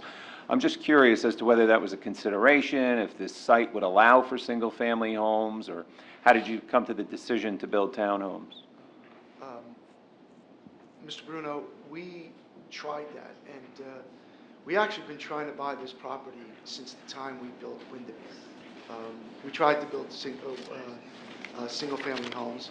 We were unable to get the property for such a price to be able to do that. So it just wasn't economically feasible? It's just not. There are issues with the property. So when we were out there digging test pits, there's some work that has to be done. There's a lot of structures that have to be removed. There's underground tanks. There's wells that have to be abandoned and the like. So there's a lot of work to be done on the site. But that was considered? Okay. Yes, sir. Thank you.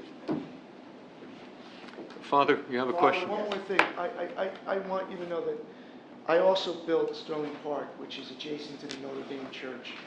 And there has never been a complaint that I know of by the church or the residents of Sterling Park. We're just more concerned that it's such a small property. It's going to stick out like a sore thumb. You know, we congratulate you on the wonderful things that you've done and everything like that.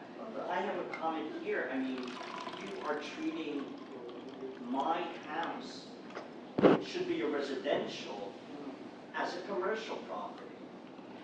You know, you should be 45 feet away from my building, which is going to impact your drawing here. I don't feel, I'm already paying, business for my TV, my phone, and everything, and I live there. I'm also a resident of this town, and I don't feel the rectory is a commercial building. It is a residential. I live there. My older mother lives there, And if a priest comes in who's got 5 children, he's not going to want this. We were looking at You got a couple people want to ask questions. There's a couple hands going up to ask a question. Yeah, I'll leave it. All right. Sir, I built the same issue that when I built the 316 units on Ridgedale Avenue and the Vieira project on Horse Hill Road.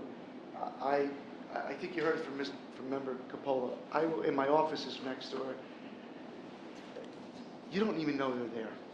The feedback there is that life's good. Life's good. Life's good. Mr. Forger, a question.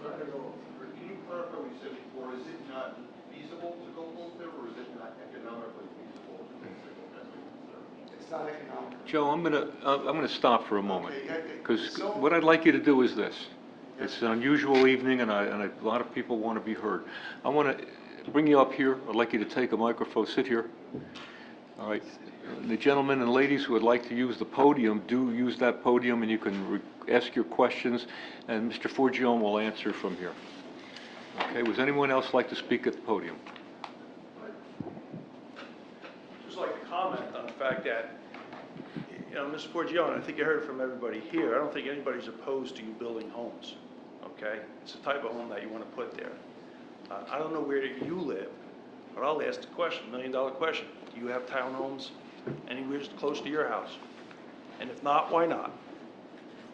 And with all due respect, I don't, no malice intent here, but your apology to me is a little too, it's too late. Too little, too late. And I say that with all due respect, but, I mean, you say about people's backyards. Well, what's in your backyard?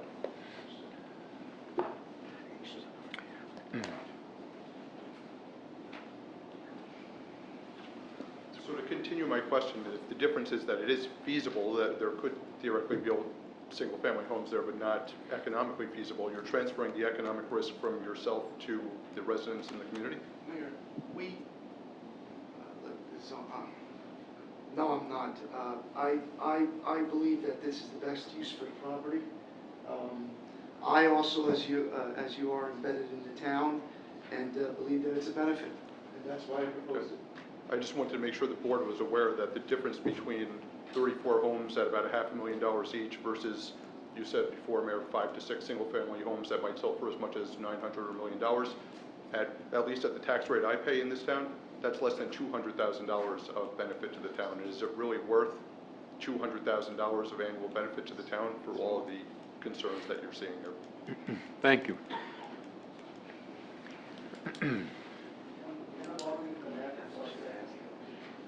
You look at the real, I would assume this is a satellite. I can't hear you unless you're on the microphone. You look at the satellite map, and then he put this cluster. So you look at the real kind of scale, right? And then you look at anyone look at doesn't belong to this area, right? You look at this, how many those houses in this area, and look at the surrounding area. Mm-hmm. If any one of you as a committee, you live in the neighbor, and then you look at this one, that's all I want to say. Thank you.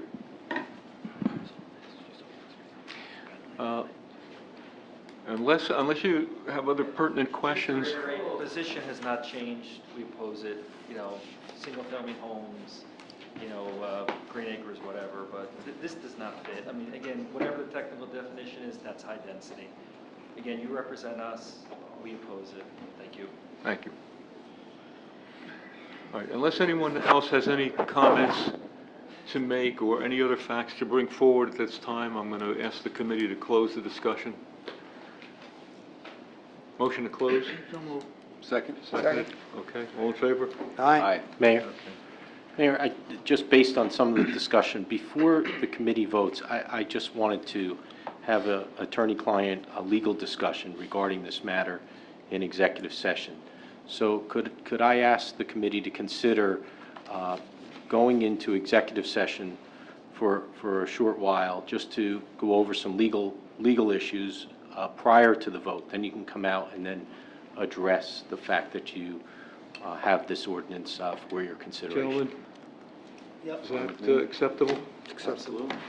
Based upon council's request, I'm in a motion that we go into a client attorney executive session for legal discussion. So moved. Second, all in favor? Aye. And Mayor, then when you come back out, you'll address the ordinance. All right, ladies and gentlemen, we'll go into executive session. I'll allow some 5 minutes for this.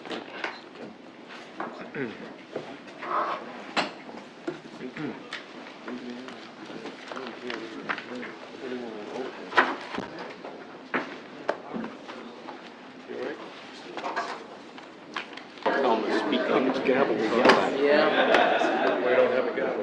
Yes, we do. Yeah, there's a bottle of water. Public portion. You got I don't know. Go ahead. That wasn't me. It was the administrator. Wow, Joe. I gavel later. All right, ladies and gentlemen, the Township Committees reconvene after executive session. Had in-depth conversation and discussion, having heard all of the remarks of our public on the matter and on the advice of council as well. It is the recommendation of the Township Committee at this juncture to return this matter to the Planning Board and to defeat the ordinance. Is there a motion on that? So moved. Second. Motion by Mr. Capola, seconded by Mr. Faramasca. So a yes vote would be to defeat ordinance 18-12.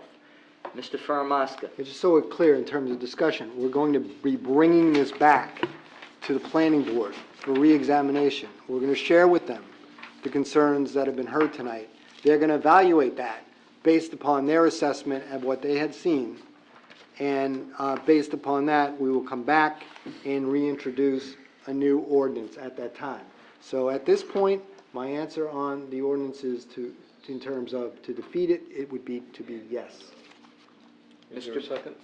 We already did the motion. There was a second on the motion. Motion's on the floor. Roll call. Mr. Faramasca voted yes. Mr. Bruno?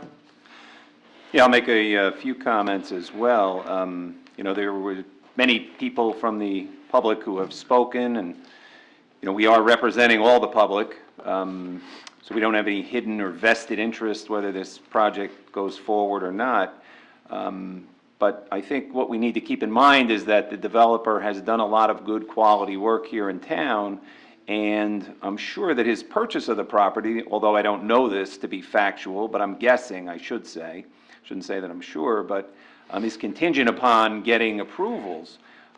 So if this is defeated and he walks away, we don't know who might come before us next. And I guess I just caution the public that saying no to this doesn't mean that this is going to become open space, right? So a developer will probably come forward with another plan at some point in time. My feeling is that this property is going to be developed. So we will have more open hearings on this. So if you do have a vested interest, I would encourage everyone to continue to attend the meetings so that your voice can be heard as we go through whatever Plan B might be, because we don't want to get to this point. I mean, we're almost at the finish line here, and now the public is coming out voicing your opinion. Perhaps there wasn't as much communication from the builder as there might have been. But there were some emails that were circulating. I think there were some people who knew what was going to transpire. And now we got to, like I said, we kind of got to the finish line here. And now we're telling the developer to go back and come up with Plan B. It's possible that he might walk away and say, I don't have a Plan B. And another developer might come in and we might go through this process again. So I'm just encouraging everyone who had the wherewithal to come and speak to us to kind of stick with it. So my vote would be yes. Mr. Capola? I also vote yes. I think it's important for folks to realize that these meeting, the agendas for these meetings, planning board, if I'm not mistaken, are up on our website. If you check the website, okay, because, you know, we heard the committee heard a lot of good points this evening. There's no doubt about it, okay? We appreciate the fact that folks come out, express their concerns, and like you say, we're here to support you, okay? You are our residents, and that's why we're here. But I think it's important that a lot of this information can be brought up long before it gets to this point, because once it gets to our point, we kind of get the impression that everyone has been heard, okay? Maybe that's not the case, and obviously it's not. So I would encourage you that go up on our website. They have planning board meetings that are on Tuesdays. I think sometimes, given the agendas, there's 3 of them per month. It does state what they will be talking about, and this will even give you an opportunity to be in on the actual discussion itself. So please, do yourself a favor and take the opportunity to go through the website, look at it. It's all the communications of the township. It'll tell you exactly what's going on and when it's going on. My vote, yes. Mr. Francioli. George reminds everyone to attend planning board meetings. Planning board agendas are posted on the township's website. It's a matter of this item coming back up. You would be able to note it, see it on the website if that's the particular evening you wanted to come out and hear more discussion on this. I would, in the matter of this, the majority of, needs a four vote requirement, council, on... Yes, to adopt it, you would. To yes. adopt, right? Aye on the 4th vote. Okay, motion is 4 votes to defeat ordinance 18-12. Ordinance is dead. Okay. Joe, what else you have on this agenda? All right, ladies and gentlemen, that concludes the hearing on that particular ordinance. It is defeated. Once again, the planning board will take this matter up. It'll be back on their agenda. You'll be notified. Matter of fact, if well, I think the only proper way for notification, other than you know, if it's a variance, is just to the website. Yeah, Just to our website. Monitor the website. Yeah, thank you. Okay, you have resolutions. Yes, resolutions 1 through 12. Any questions from members of the Township Committee on any of the resolutions? Motion for consent. Okay, we have motion Second. for approval, second by Mr. Capola. On roll call, Mr. Faramasca. Aye. Mr. Bruno. Aye. Mr. Capola. Aye. And Mr. Francioli. Aye. Now, we can take the raffle applications also according to Mr. Samrau as a consent agenda. Are there any questions about any of the raffle applications? The only one that I can't vote on is the one for raffle 2583, because I'm one of the co-signers. We'll take note that Mr. Capola will recuse himself from voting on raffle application 2583. Are there any questions on any of the other raffle applications? Okay, hearing none, and Mr. Capola will only vote on everything but 2583. May we have a motion for approval? So moved. So moved by Mr. Second. Faramasca, seconded by Mr. Bruno. On all the applications, Mr. Faramasca? Aye. Aye. Mr. Bruno? Aye. Mr. Capola, with the exception of 2583. And Mr. Francioli. Aye. And now, ladies and gentlemen, on the payment of bills, total amount due $4,345,639.10. May we have a motion to pay our bills? So moved. So moved by Mr. Faramasca, seconded by Mr. Capola. On roll call, Mr. Faramasca. Aye. Mr. Bruno. Aye. Mr. Capola. Aye. And Mr. Francioli. Aye. So approved, ladies and gentlemen. That clears the agenda. The Business Administrator, Township Clerk, and I Thank you, Joseph. Appreciate it. At this time, members of the Township Committee, if there are any additional comments from the committee? Yes, from One the... quick announcement from the Recreation Department. There is a fundraiser on Saturday that'll begin at Malpartis Park. It's a 5K. Registration is between 7:30 and 8 o'clock, and the race will start at 8:30. It's being run by a young lady in town who's going for a gold award in the Girl Scouts. The money that's raised will go to wounded veterans, service people coming back from the Middle East who need assistance, And if anybody can come out, wants to participate, if you haven't heard about it already, again, it's a 5K, and then there's also a 1-mile fun walk. And it'll start at 8:30 at Malapartis Park on Saturday. If you'd like to just come out and take a donation, make a donation, I'm sure they'd be happy to accept that as well. That's good, Bob. Yeah, that's good reminder on that.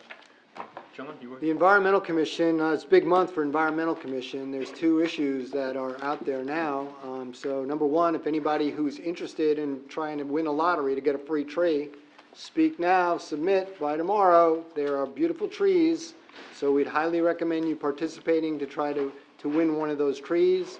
Even if you win it, you still have to worry about planting it, but you shouldn't be that concerned about it because a local nursery will deliver it and will plant it. Mr. Coppola assures me that the cost, he's won one last year. What was the cost, George? $75. $75. That's 25 for the delivery and another 50 for planting the tree. So don't think about taking it home, because the first time I did, I was very surprised. I had to send my nephew with his truck because it's a big tree. It's not a little tree, it's a big tree. And it's well worth the money. All you do is put a little stake in the ground, they come down, they do a beautiful job, and they plant it. In addition, But don't pick it up in your Miata. in addition, we have Community Shred Day. That's this Saturday morning. So when you're out there participating in the run, either before or after, from 8 a.m. to 11 a.m. over at 10 Ridgedale Avenue, which is the site of Employment Horizons, we are going to be providing members of our community with a free way to dispose of confidential records, information. So it's free shredding. Up to 30 pounds, you can bring them in. Just please put them into a paper bag and do not have staples or clips around that paper. So it's a nice service. Please take advantage of it. Last time we did it in the springtime, close to 1 ton of material was properly disposed. So it's a good thing for the environment and a good service to our residents. Very nice. That concludes. Okay, good. Georgie? Yes, just one comment. I want to thank our engineer, Jerry, for getting the sidewalk completed over at Salem Drive. They had a concern with safety, with residents having to walk on the street. We did get the sidewalk completed before school was open, and folks from Board of Education and the PTAs were very pleased and excited. So, Jerry, thank you very much. Thank you. Very good. Very good. Just another reminder, if you haven't had your flu shot and you want that flu shot, you can do it this Monday at the community center from 2 to 4. The health department will be giving out flu shots. If you're a senior citizen, 65 and older, it's compliments of Hanover Township. Otherwise, I believe it's $10? $15. 15 is what they're taking this year? $15. And that's still a bargain, by the way, because if you go to CVS or one of the other stores, I think they're charging as much as $25 per shot. But well worth taking advantage of, so there you are. Remind folks, it's on the website. As well? Yes. It is on the website? You can Yes, check it's the all date. on the website. You don't believe the To tell dates you- I'm giving you, you can check the website. And they got evening hours also, so there's somewhere it's later in the day. Okay.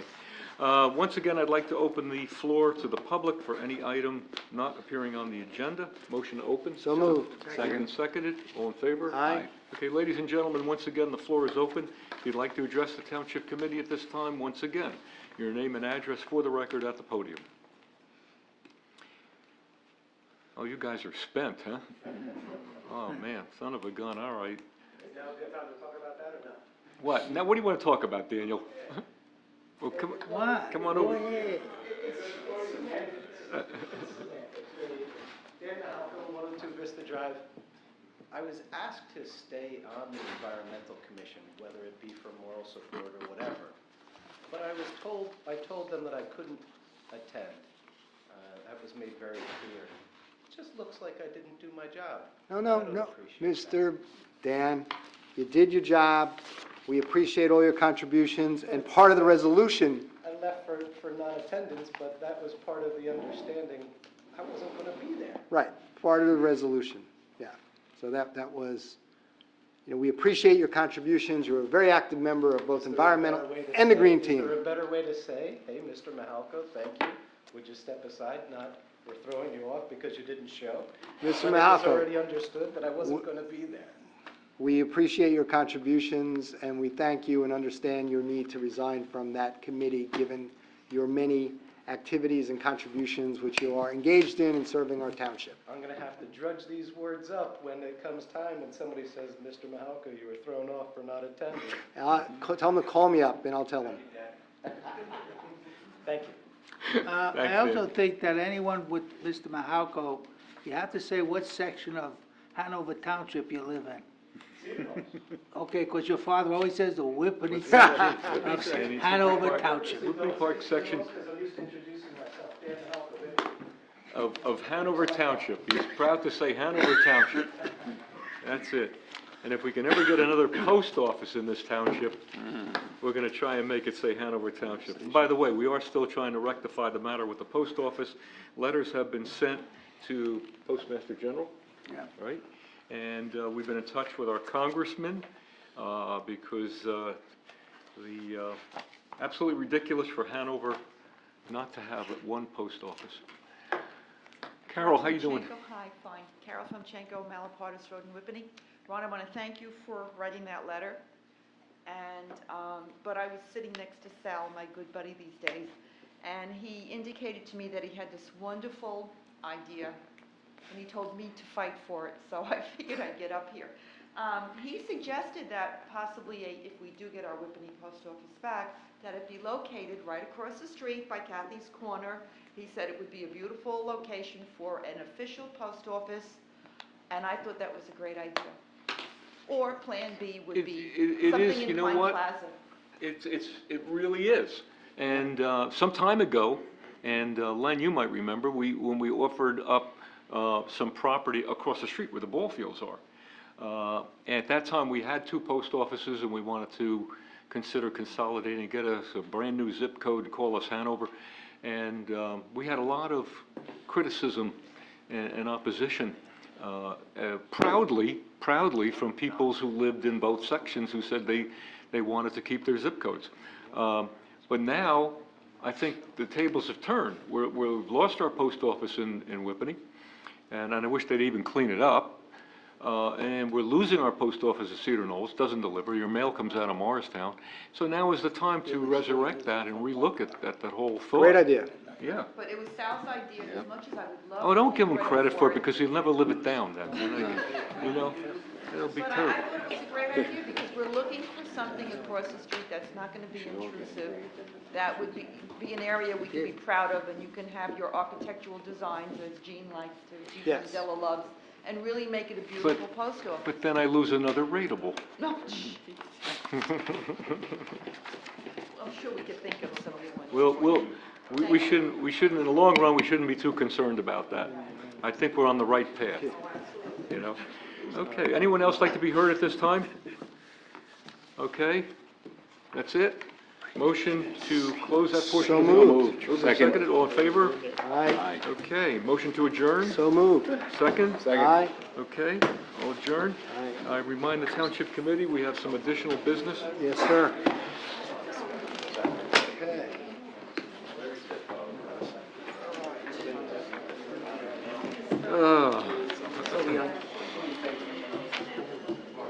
I'm going to Reading. Where you going? I'll be quick. Reading, PA.